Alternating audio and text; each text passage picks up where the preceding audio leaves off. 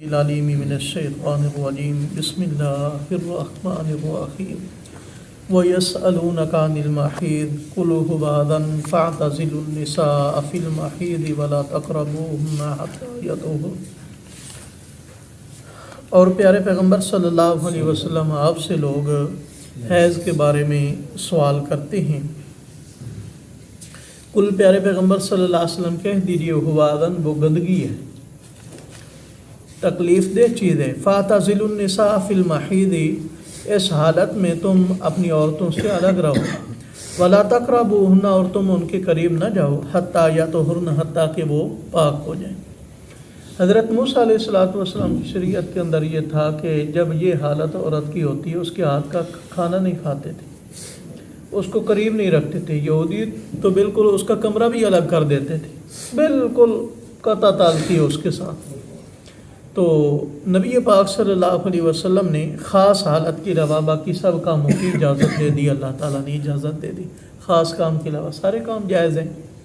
تو یہودیوں کو جب یہ بات سنی، پتہ چلا، تو وہ کہتے ہیں اچھا پیارے محمد صلی اللہ علیہ وسلم تو ہماری مخالفت میں ہی لگ گئے، ہر مسئلہ ان کا ہماری مخالفت میں ہے۔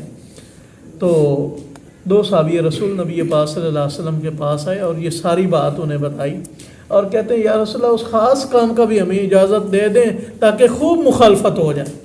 تو نبی پاک صلی اللہ علیہ وسلم کا چہرہ انور متغیر، یعنی کہ رنگت تبدیل ہو گئی غصے کی وجہ سے۔ آپ صلی اللہ علیہ وسلم شدید ترین غصے میں ہوئے۔ تو جب انہوں نے نبی پاک صلی اللہ علیہ وسلم کی ناراضگی دیکھی، آپ کا غصہ دیکھا، تو اٹھ کر کے چلے گئے۔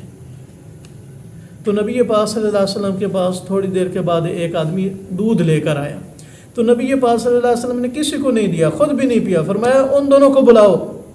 ان کو بلایا گیا، نبی پاک صلی اللہ علیہ وسلم نے ان کو بھی دودھ پلایا، سب کو دودھ پلایا۔ اب نبی پاک صلی اللہ علیہ وسلم کا ان کو بلا کر کے دودھ پلانا، یہ ان سے راضی ہونے کی کیا تھی؟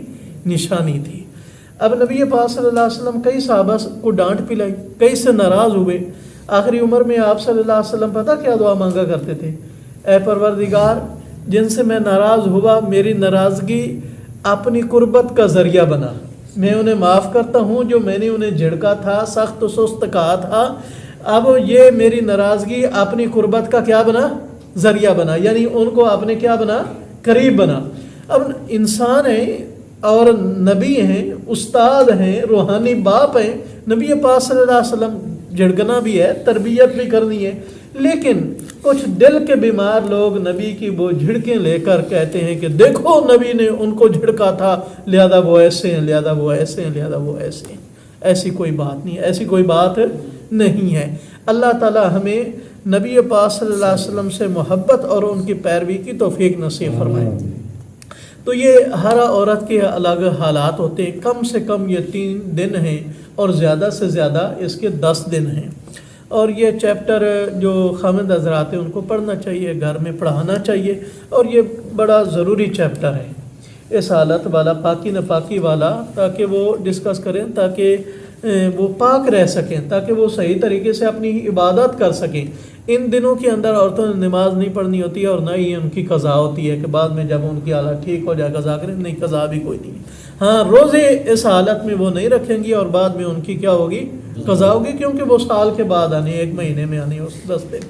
اور اس طرح اگر ہر نماز قضا ہوگی تو یہ ان پر مشقت ہے، اور اللہ تعالیٰ کے ارادہ مشقت والا نہیں، آسانی والا معاملہ ہے۔ 7 دن پورے کرنے ہوتے ہیں، کہتے ہیں بعد 3 دن ہوتے ہیں، نہیں، بعض ہر عورت کی حالت الگ ہے، کسی کی کم سے کم مدت جو ہے وہ 3 دن ہے، زیادہ سے زیادہ کیا ہے؟ 10 دن ہے، یعنی کہ کسی کے 4 ہوں گے، کسی کے 5 ہوں گے، کسی کے 7 ہوں گے، ہر ایک کی طبیعت الگ الگ ہوگی اور ہر ایک کے دن بھی الگ الگ ہوں گے۔ ہاں، 3 دن سے کم کسی کو آتا ہے تو وہ بیماری ہے، وہ یہ نہیں ہے۔ اگر کسی کو 10 دن سے زیادہ آتا ہے تو وہ بھی بیماری ہے، وہ یہ نہیں۔ 3 دن سے کم ہے تو وہ نمازیں پڑھے گی، سب کچھ اس کے لیے کیا ہے؟ جائز ہے۔ 10 دن سے زیادہ ہے تو تب بھی وہ اپنی نماز کیا کر لے گی؟ وہ شروع کر لے گی، اس کو مستحاضہ کہتے ہیں، وہ بیماری ہوگی، وہ یہ حالت نہیں ہوگی۔ تو اسی طرح حج کے تمام ارکان اس حالت میں کرے گی، لیکن جو واجب طواف ہے وہ نہیں کرے گی، تب تک وہ وہاں مکے میں ٹھہری رہے گی جب تک پاک نہیں ہوتی، پاک ہوگی غسل کر کے پھر وہ فرضی جو طواف ہے وہ کرے گی۔ اسی طرح اس حالت کے اندر وہ مسجد میں نہیں آ سکتی، اسی طرح قرآن پاک کو نہیں چھو سکتی۔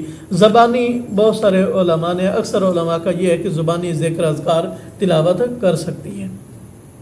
فَإِذَا تَطَهَّرْنَ فَأْتُوهُنَّ مِنْ حَيْثُ أَمَرَكُمُ اللَّهُ، پس جب وہ پاک ہو جائیں تو وہاں سے آؤ جہاں سے اللہ تعالیٰ نے کیا دیا ہے، حکم دیا ہے۔ ان اللہ یحب التوابین و یحب المتطہرین، بے شک اللہ تعالیٰ توبہ کرنے والوں کو اور پاکیزہ رہنے والوں کو پسند کرتے ہیں۔